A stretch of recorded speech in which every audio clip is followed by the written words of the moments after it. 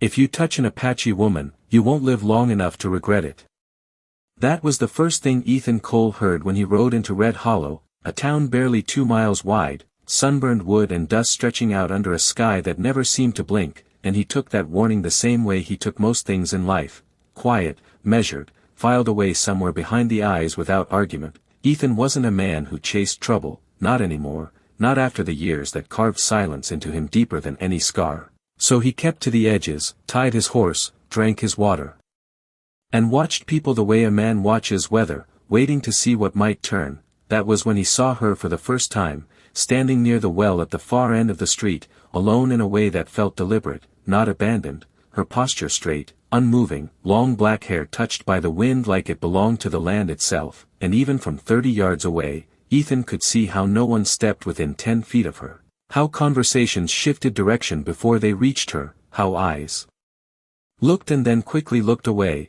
Ayanna Takota didn't ask for space, she was given it, carved out by something heavier than fear, something older. Ethan leaned against a post, hat low, pretending not to stare, but noticing everything, the way she lifted water with steady hands, the way the sunlight caught the turquoise at her throat, the way she didn't react to the silence around her like it was anything unusual. In Red Hollow, silence could mean respect or it could mean warning, and Ethan knew the difference, but with her, it was something else, something the town didn't want to name. An older man beside him muttered without looking up, voice dry as the ground, "Best keep your distance, son," and Ethan didn't answer, not because he agreed, but because he wasn't ready to disagree either. He had learned that some places carried rules you didn't understand until you broke them, and this town felt like one of those places. Still, something about her didn't sit right in the way wrong things usually did. It felt steady, like a truth that didn't need explaining. Ayanna finished at the well and turned, her gaze passing over the street, over the buildings, over the men who pretended not to see her, and for just a second, it landed on Ethan, not sharp, not soft, just present, like she had already seen him before he ever noticed her. He didn't move, didn't tip his hat, didn't offer a word, and neither did she. Then she walked, boots quiet on the wooden boards, past him, close enough that he could hear the faint sound of leather brushing against fabric, close enough that the air shifted slightly as she passed, and still, he didn't reach out, didn't speak, didn't even turn his head, because in Red Hollow, men followed rules they didn't write, and Ethan Cole had survived this long by knowing exactly when to stay still. But as her footsteps faded into the distance, something in him didn't settle back into place the way it should have, like a door had opened just enough to let a question through, and out here, questions had a way of costing more than answers.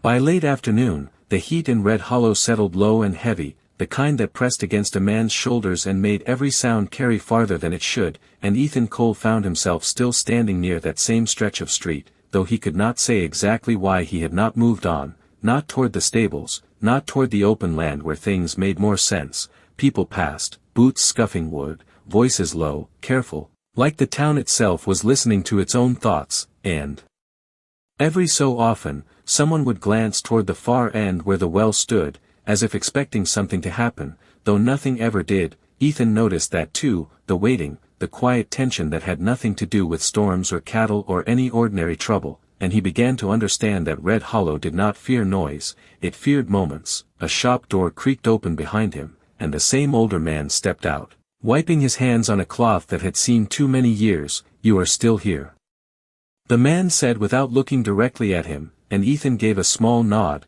the kind that answered without inviting more questions. But the man continued anyway. "Most men leave by now," he added, "after they see what this place really is." And Ethan shifted his weight slightly, eyes drifting down the street again. "And what is that?" he asked, voice steady, not challenging, just honest. The old man let out a breath that sounded like it had been waiting a long time to escape. "A town that remembers things it does not understand," he said, then paused, glancing briefly toward the well, now empty, "and punishes what it cannot explain." And with that, he stepped back inside, leaving the door half open like a thought unfinished. Ethan remained where he was, turning those words over slowly, because he had heard something like them before, in places far from here, places where people built rules not out of truth, but out of fear dressed up as wisdom. A faint movement caught his eye then, not at the well, but across the street, near the edge of town where the buildings thinned out into open dust and scrub, and there she was again, Ayanna Takota. Walking with that same quiet certainty, not fast, not slow, just deliberate, like. Every step had already been decided before she took it. This time, no one stood near her, no children, no passers-by, just empty space and long shadows stretching across the ground, and Ethan noticed something different, not about her, but about the way the town reacted, or rather, did not react at all, as if ignoring her had become a habit so practiced it no longer required effort. He pushed himself off the post without thinking, boots landing soft against the boards, and for a moment, he considered turning the other way, riding out before sunset, leaving this place and its unspoken rules behind like he had done so many times before, but his feet did not follow that thought. Instead, they carried him slowly down the street, not directly toward her, not yet, but closer than before, each step measured, each breath steady, until he stopped again, maybe 15 yards away, close enough now to see the fine dust on her dress, the way the wind caught the edges of the fabric, the slight movement of her hair against her shoulder.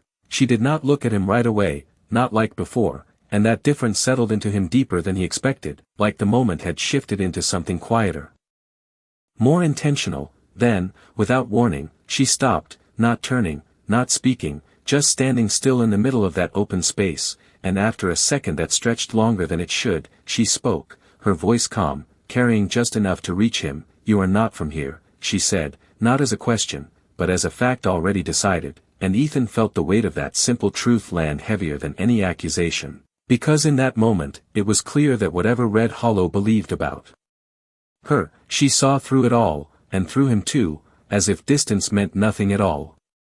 The wind shifted slightly, carrying the dry scent of earth and distant sage across the open stretch between them, and Ethan Cole did not answer right away, not because he did not have words, but because something in the way she said it made words feel smaller than they should be. He studied her for a second longer, then nodded once, slow and honest. "No," he said, voice low but clear, "I am not." And the simplicity of it seemed to settle something unseen between them. Ayanna Takota turned then.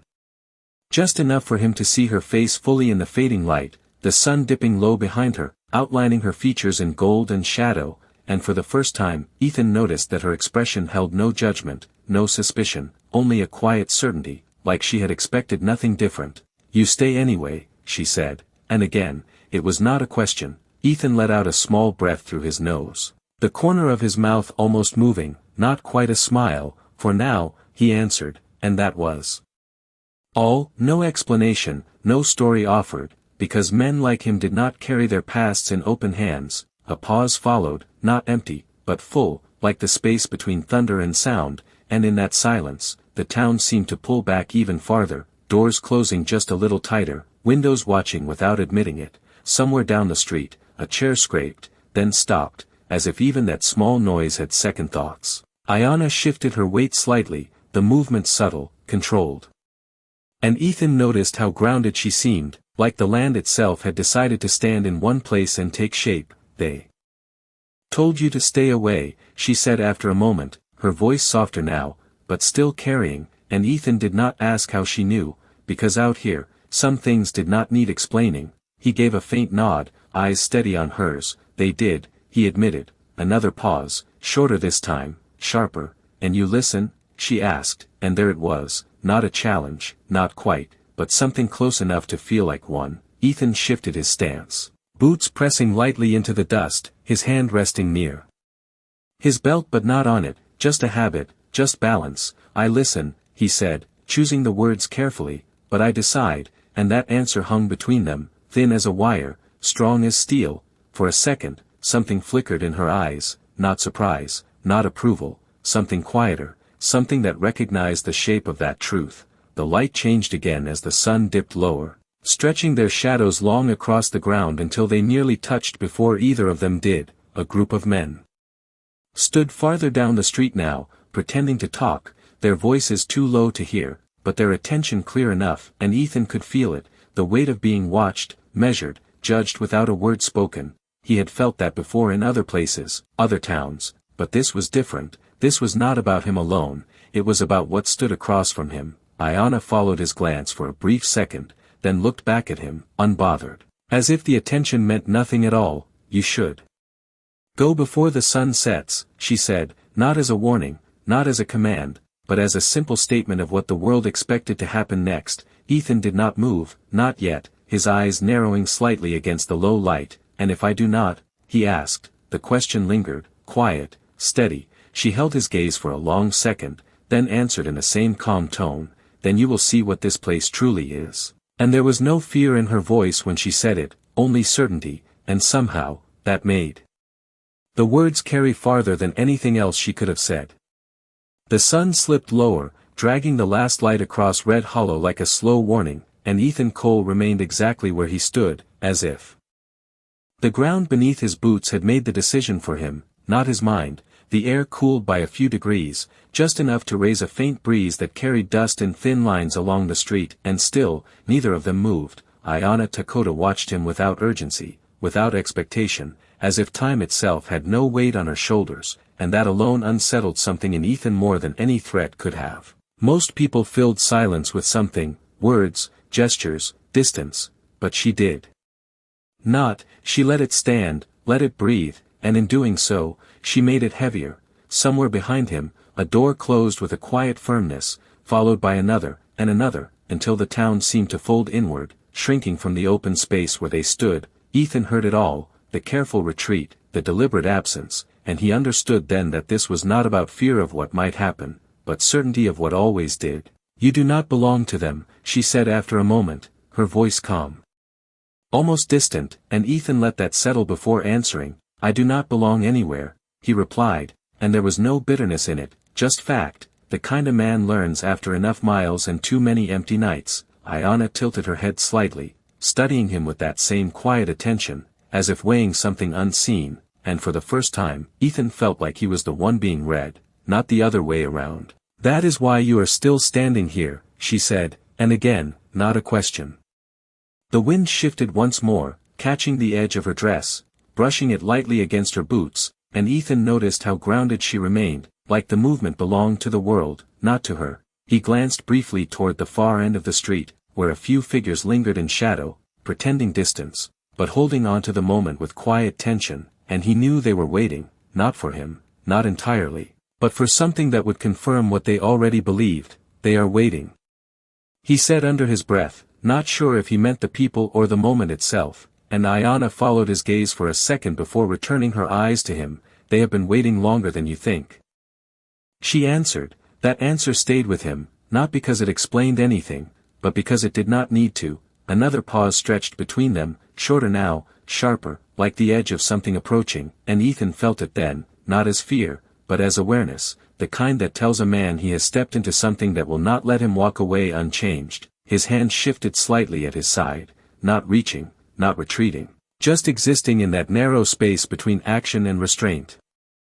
Ayanna noticed, of course she did, but she did not comment, did not react, only stepped half a pace closer, closing the distance just enough to make the air between them feel different, warmer somehow, heavier with something unspoken. Ethan did not step back, though every instinct he had learned in places like this suggested he should, and that was when he realized the rule he had been given was not about danger, not really. It was about control, about keeping lines where they were expected to stay. If I stay, he said quietly, eyes still on hers, then I see it for myself, and she nodded once, slow, certain. Yes, she said, you will, and for the first time, there was something in her voice that was not just certainty, something that almost sounded like permission. The last light dipped below the horizon then, and the shadows finally touched, stretching together across the ground between them, no longer separate, no longer avoiding each other, just there, existing side by side.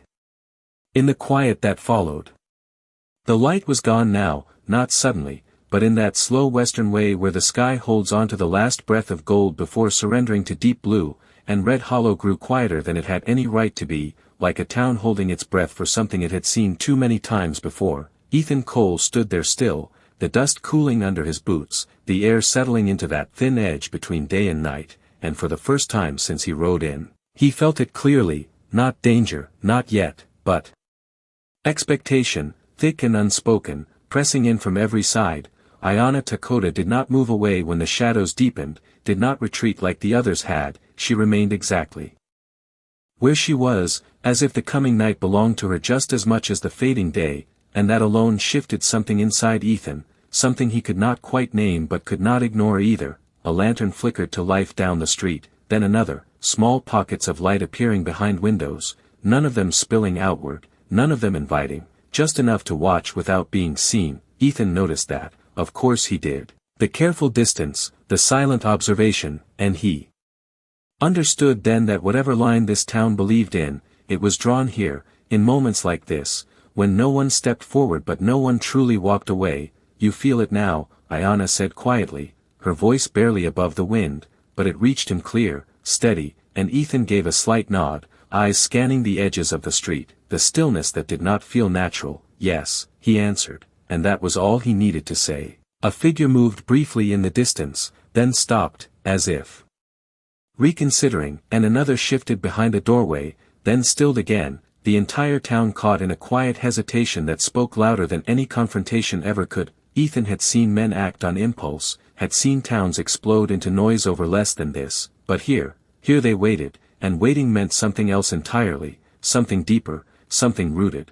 Ayana took a single step closer, closing what little space remained between them, not enough to touch, not yet, but enough that Ethan could hear the faint rhythm of her breathing, calm, unshaken, like she had stood in this exact moment before. They believe the line protects them, she said, her eyes not leaving his, but it only protects what they are afraid to lose, and Ethan let those words settle, heavy and true, because he knew that kind of fear, had carried it once himself before choosing to leave it behind somewhere out in the open miles. His hand shifted again at his side, not out of habit this time, but out of awareness, the space between them no longer empty, no longer neutral, and he realized then that the warning he had been given was never about harm, it was about choice. The wind lifted slightly, brushing past them both, carrying the faint scent of distant firewood and dry grass, and in that passing moment, everything seemed to pause, not just the town, not just the watchers, but something larger,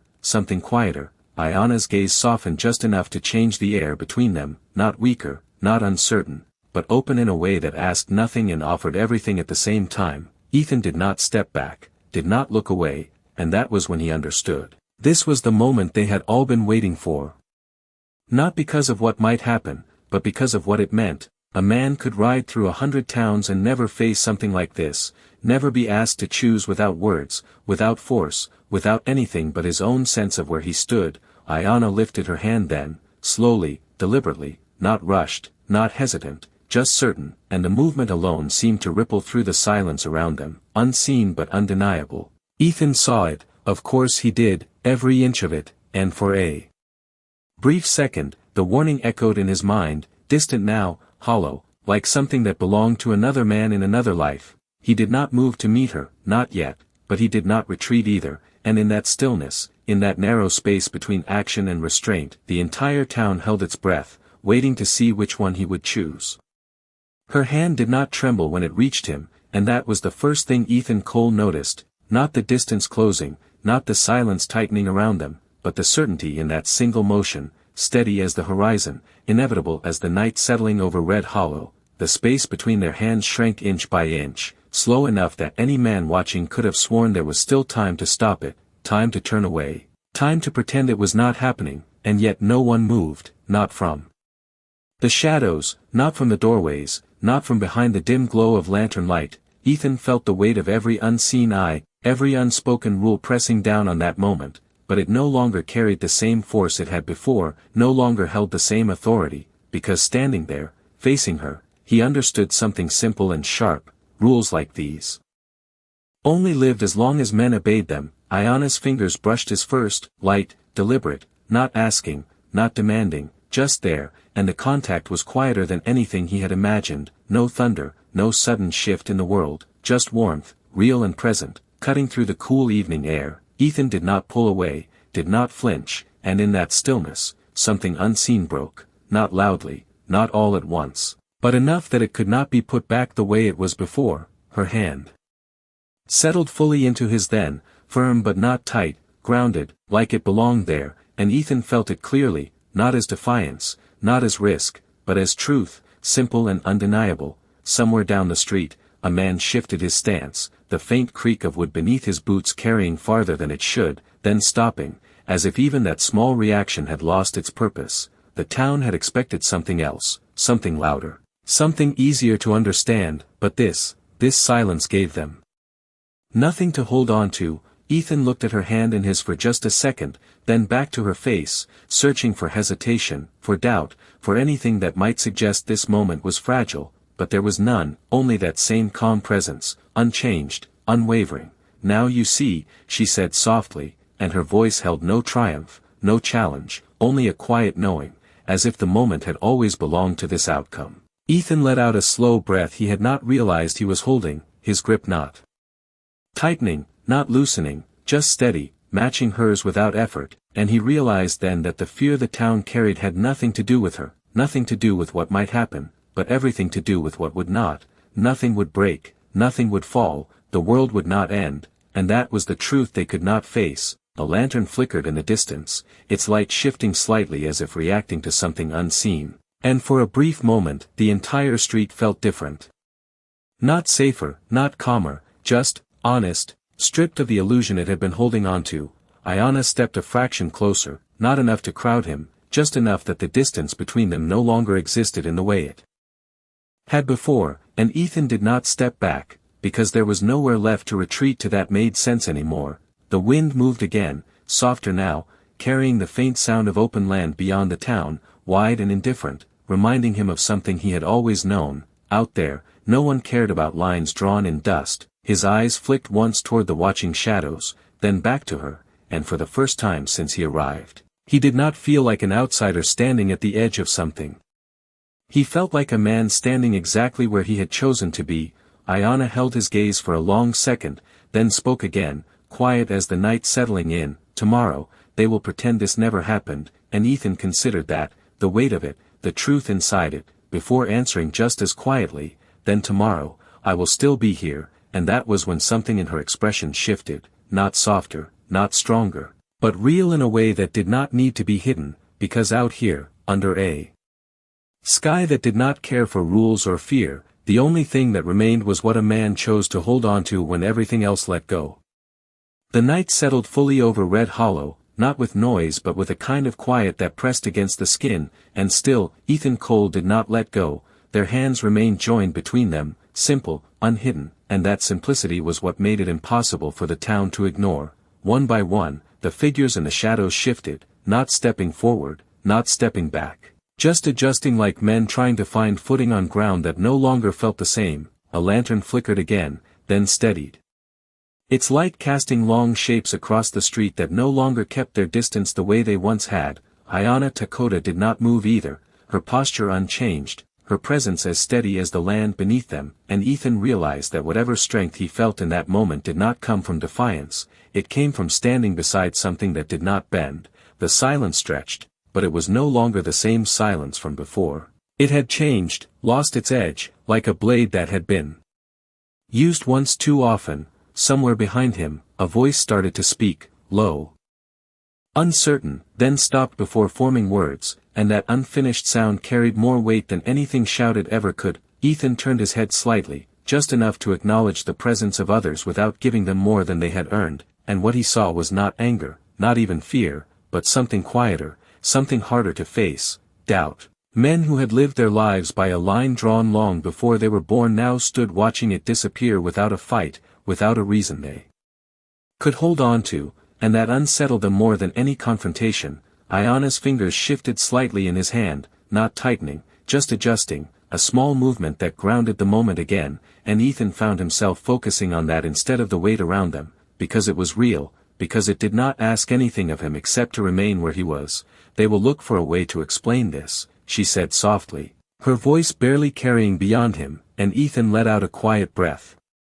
Eyes still scanning the street. "They always do," he replied, and there was no judgment in it, just understanding. People needed reasons, needed stories that made the world fit back into place, even when the truth was simpler than they wanted to admit. A door creaked open down the street, slower this time, less certain, and an older woman stepped out just enough to be seen, her gaze moving from Ethan to Ayanna, lingering not with accusation, but with something closer to curiosity. She did not speak, did not call out, just watched, and in that small act, something shifted again, subtle but real. Ethan noticed it, the change in posture, the hesitation no longer rooted in certainty but in question, and he understood then that moments like this did not break a place all at once, they changed it piece by piece, one person at a time. Ayana followed his glance briefly, then returned her attention to him, her expression calm. But there was something new there now, not different, just revealed, like a truth that had been waiting for the right moment to show itself.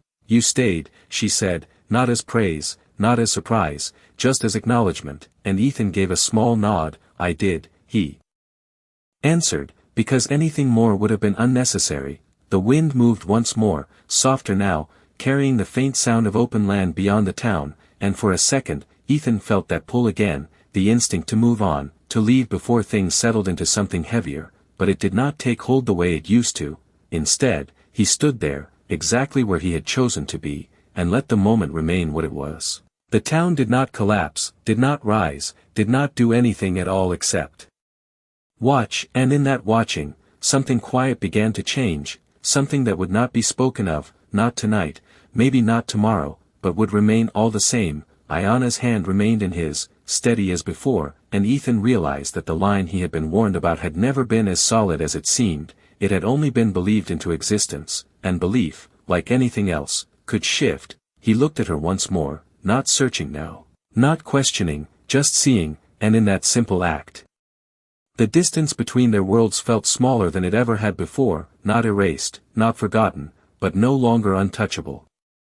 The moment did not end, not the way moments usually do, with a word or a movement or some clear line drawn to separate before from after. Instead, it lingered, stretching into the night as if it had nowhere else to go, and Red Hollow, for all its habits and rules, did not know how to move past it. Ethan Cole felt that more than he saw it, the way the air no longer pressed in the same direction, the way the silence had lost its certainty and turned into something uncertain, something listening. Ayana Takota remained beside him, her hand still in his, not claiming, not holding him in place, just present, and that presence carried more weight than anything else in the street. The older woman who had stepped out earlier shifted again, this time taking one slow step forward, not enough to close the distance, but enough to be counted as movement, and for a town like this, that mattered. She looked at Ayana longer now, her expression no longer guarded, no longer fixed, but searching, like she was trying to find something she had been told was not there. No one stopped her, no one called her back, and that small absence of resistance said more than any confrontation could have. Ethan noticed it, of course he did. The way change did not arrive like a storm but like a breath, quiet and steady, moving through people one at a time. They will remember this, he said under his breath, not as a warning, not as a prediction, but as something he understood from long experience. Ayana did not look away from him when she answered, not the way you think, she said softly, and there was something in her tone that suggested memory did not always belong to words. The lanterns burned steadier now, their light no longer flickering with uncertainty, and the shapes they cast across the ground began to overlap, crossing lines that had once been kept apart without question. Ethan felt her fingers shift slightly again, a small movement, almost unnoticeable, but it grounded him in the present more than anything else could, reminding him that this moment was not about the town, not about the watchers, but about the choice that had already been made. A man near the far end of the street finally stepped into the open, slow, cautious, not with anger, not with challenge, just curiosity that had grown too strong to hide, and he stopped well short of them, his eyes moving between their joined hands and their faces, as if trying to reconcile something that did not fit into the shape he had been given. Ethan met his gaze briefly, not inviting, not dismissing, just acknowledging, and the man gave a small nod, uncertain but real, before stepping back again, not retreating in fear, but stepping aside as if making room for something he did not yet understand. That was when Ethan realized that the line had not been erased, not completely, but it had shifted, moved just enough that it no longer held the same power it once did. Ayana finally turned her gaze away from him for a moment, looking out across the street, across the people who had built their lives around that invisible boundary, and when she spoke again, her voice carried just enough to reach beyond them. It was never meant to hold, she said, not loudly, not for attention, but for truth. And the words settled into the night like something that had been waiting far too long to be said. No one answered, no one argued, because there was nothing to push against, nothing to fight, only the quiet presence of something undeniable. Ethan felt the weight of that settle into him as well, not heavy, not burdensome, but steady, like a foundation finally revealed beneath shifting ground. He looked down at their hands once more, then back to her, and for the first time since he arrived, the question that had followed him from place to place did not rise up, did not ask him where he would go next or how long he would stay. Instead, there was only stillness, and in that stillness, a kind of clarity he had not expected to find in a place like this. Ayana's expression did not change, but there was something in her eyes now that had not been there before, not new, but recognized. Like a truth that had finally been seen for what it was. The town remained quiet, but it was no longer the same quiet as before, no longer built on avoidance or fear, but on something more fragile, more honest, something that would take time to understand. Ethan did not release her hand, and she did not pull away, and in that simple, unbroken connection, Red Hollow stood at the edge of something it had never faced before, not a fight, not a loss, but a change that could not be undone, no matter how quietly it arrived. The night did not rush forward, it unfolded slowly, like a story that refused to be hurried, and Red Hollow remained caught inside it, unsure whether to move on or hold still. Ethan Cole felt the weight of that hesitation settle into the ground beneath his boots, into the quiet spaces between each breath, and yet the hand in his did not change, did not waver, did not ask for anything more than what was already there.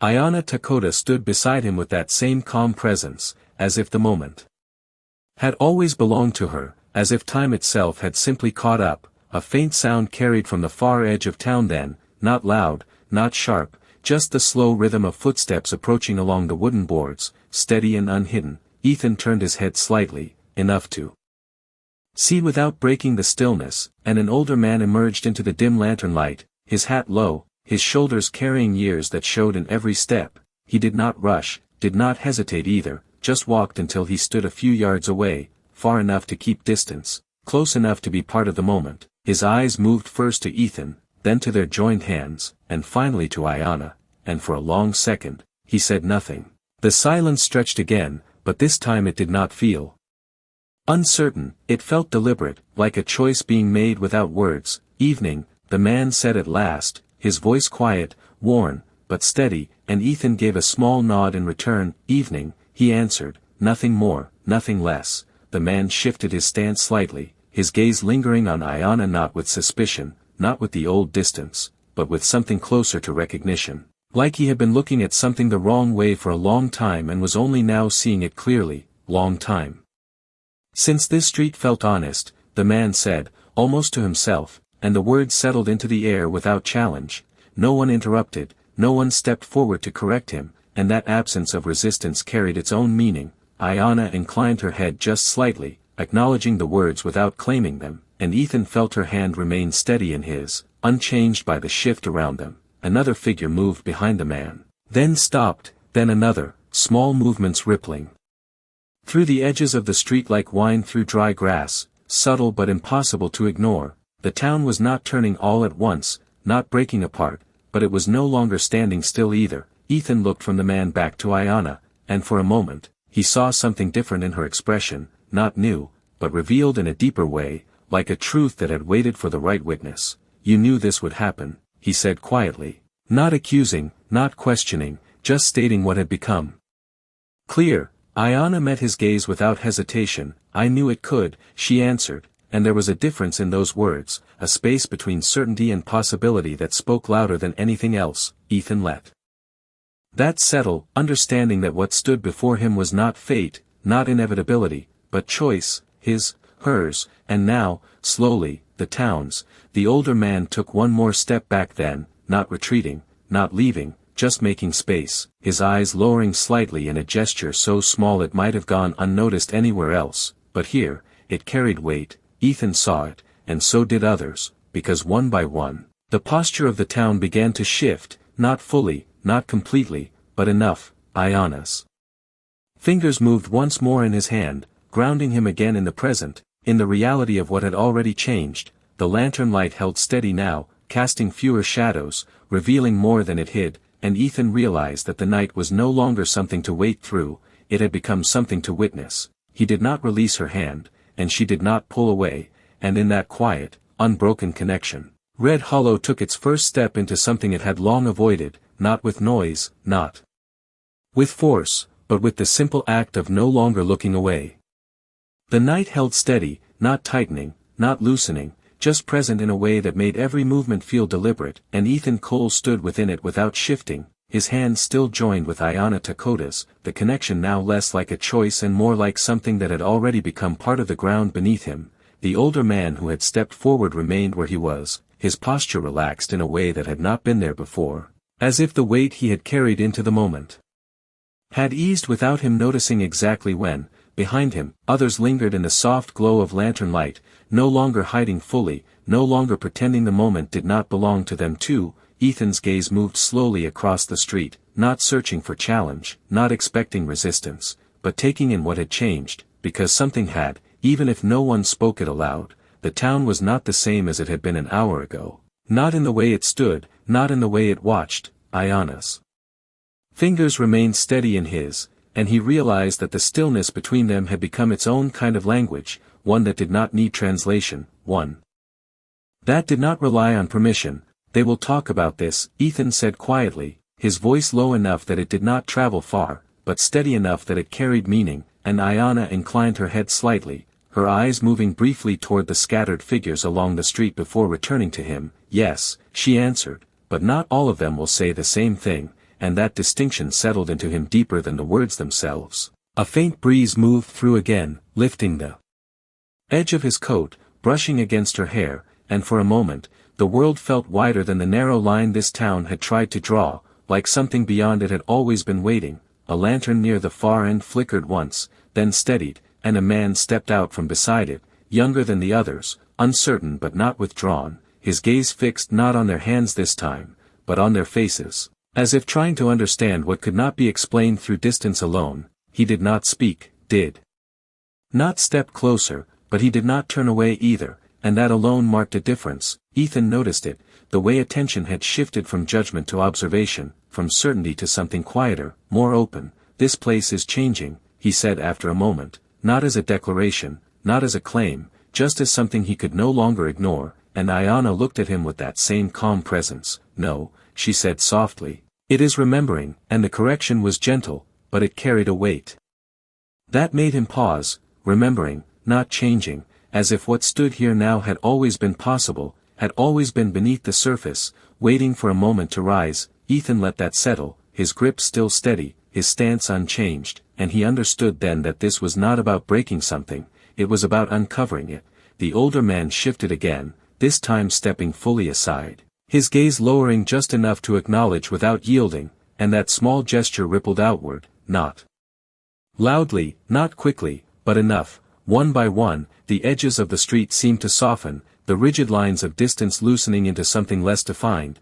No one stepped forward to challenge, no one raised a voice, and that absence was not weakness, it was something else entirely, something that did not need to prove itself. Ayanna's hand remained in his, unchanged, and Ethan realized that the moment had passed without ending, that it had simply become part of what came next. He looked at her again, not searching, not questioning, just present, and in her eyes, he saw not victory, not relief, but something steadier than both. Something that did not rise or fall with the reaction of others. The night carried on, the town breathing again in small, quiet ways, and Ethan understood that whatever came after this would not erase what had happened, could not return things to the way they were, because some lines, once seen clearly, could never be drawn the same way again.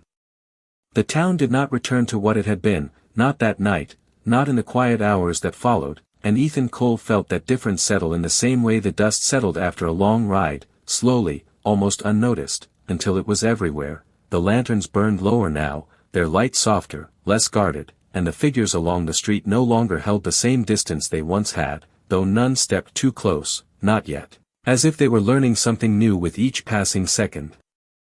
Ayanna Takota remained beside him, her hand still resting in his, unchanged, unhurried, and Ethan realized that what had begun as a moment had become something steadier, something that did not need to be held together by effort. A door opened again, this time without hesitation, and the older woman who had first stepped forward earlier walked out fully into the street, her pace slow but certain, her eyes no longer avoiding, no longer searching for permission. She stopped a few yards away, close enough now that the distance between them felt like a choice rather than a rule, and she looked at Ayanna for a long moment, her expression carrying years of something unspoken. "You have been here before," the woman said, her voice quiet but clear, and Ayanna inclined her head slightly, not confirming, not denying, just acknowledging the weight of the words. Ethan watched the exchange without interruption, sensing that this moment did not belong to him alone, that it carried something older than his presence in this town. The woman shifted her stance, her hands clasped loosely in front of her,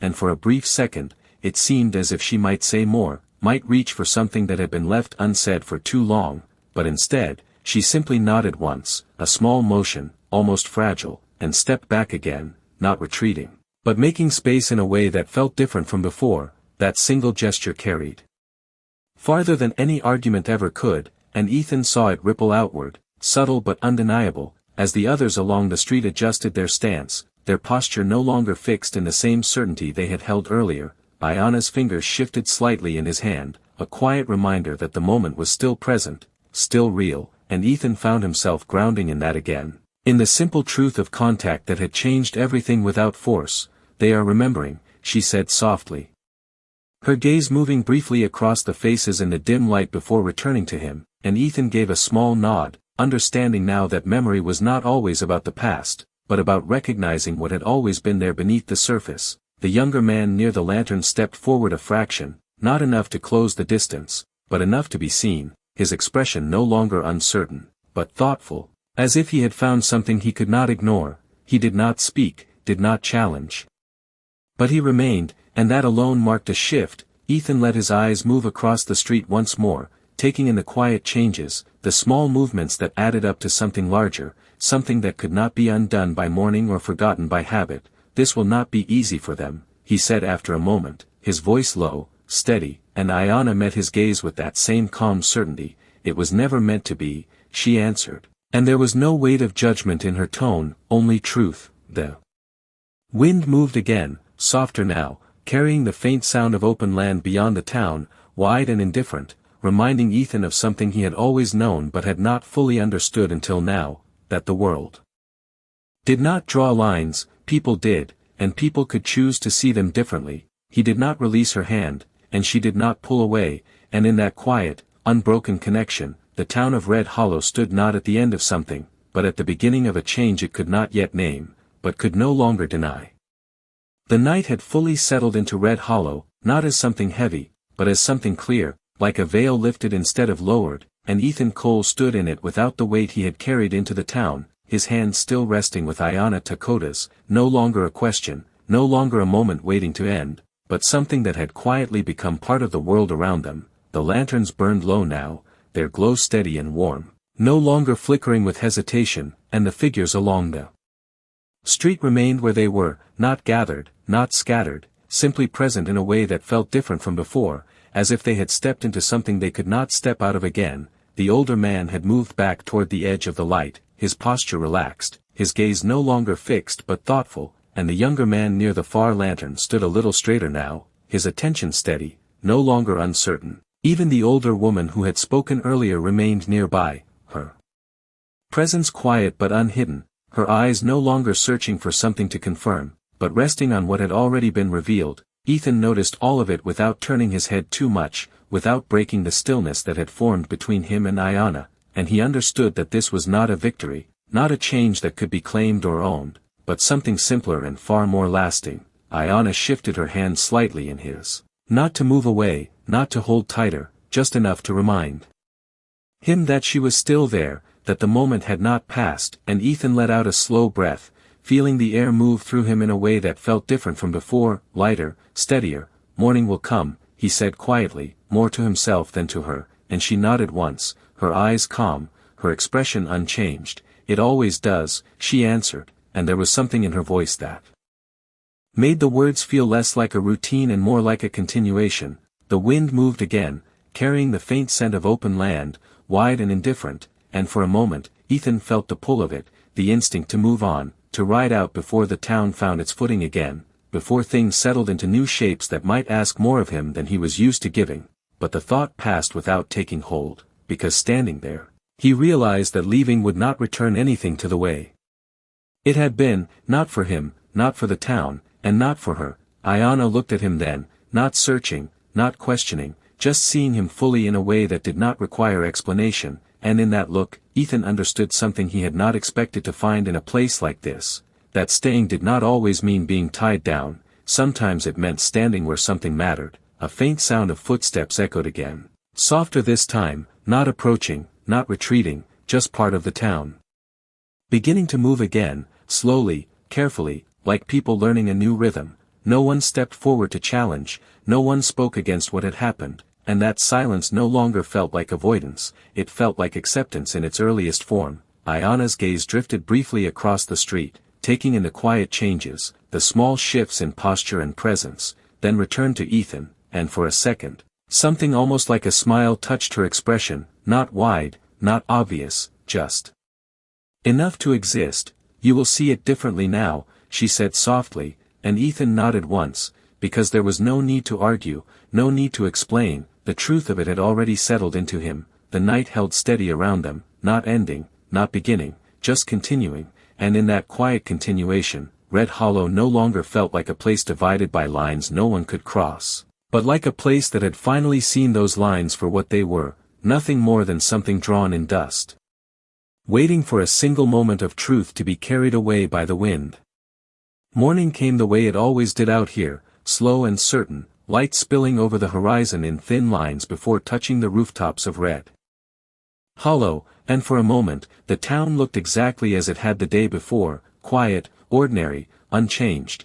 But Ethan Cole knew better, because some things did not need to look different to be different, some things shifted underneath, where no one could pretend they had not felt it. He stood where he had stood through the night, though the air now carried warmth instead of cool, and Ayana Takota was still beside him, her hand still in his, not out of stubbornness, not out of defiance, but because there had been no reason to let go. The street had begun to move again, people stepping out into the daylight, boots against wood, voices low but no longer as careful, no longer shaped by the same distance they had held before. A man passed by on the far side, not stopping, not staring, but he did not turn away either, and that small difference carried more weight than any open acknowledgement. The older woman stood near her doorway again, watching, but this time her gaze did not carry the same questions, only a quiet understanding that had settled in overnight. Even the younger man by the lantern, now dim in the morning light, moved freely along the street, his attention no longer fixed, no longer caught between what he had been told and what he had seen.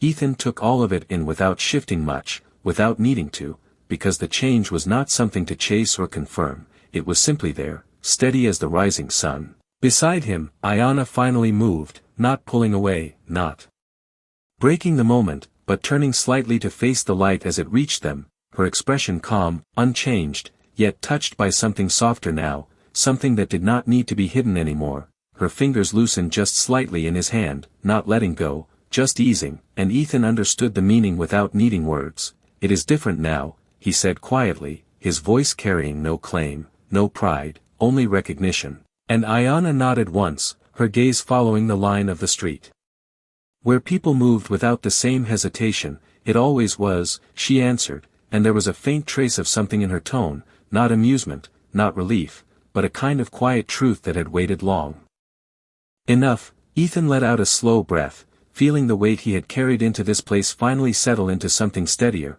something that did not press against him the same way, and for the first time in a long while, the thought of leaving did not come with the same certainty. The open land still stretched beyond the town, wide and endless, but it no longer felt like the only place he belonged. Ayana looked at him then, fully, without distance, and in that look, there was no question left. No line to cross, no rule to consider, only the simple presence of two people standing in the same place at the same time, without needing anything else. Slowly, deliberately, she released his hand, not as an ending, not as a retreat, but as something complete, something that did not need to be held to remain true. Ethan did not reach to stop her, did not try to hold on to what had already become part of him. He simply let his hand fall back to his side, steady, unchanged, the space between them Returned, but it was not the same space as before, it no longer carried distance, only room to stand. Ayanna stepped back once, then turned toward the open edge of town, her movement quiet, certain, and Ethan watched her go without calling out, without following, because he understood that some paths were not meant to be walked together, not in the way people expected. She paused for a brief second at the edge of the street, the morning light catching in her hair, then continued on without looking back, and the town did not stop her, did not close in, did not return to what it had been. Ethan remained where he was, the sun now fully rising, the street alive in a way it had not been before, and he realized that nothing loud had happened, nothing dramatic, nothing that would be told in stories or written down, and yet everything had changed. A man passing by gave him a small nod, not out of habit, but out of something new, something earned without effort, and Ethan returned it just the same. He stood there a moment longer, then reached for his hat, settling it low against the light, and for the first time since he rode into Red Hollow, he did not feel like a man passing through. Out here, the world did not always need a gun to change, sometimes it only needed a hand brave enough not to let go, and a town quiet enough to finally see it.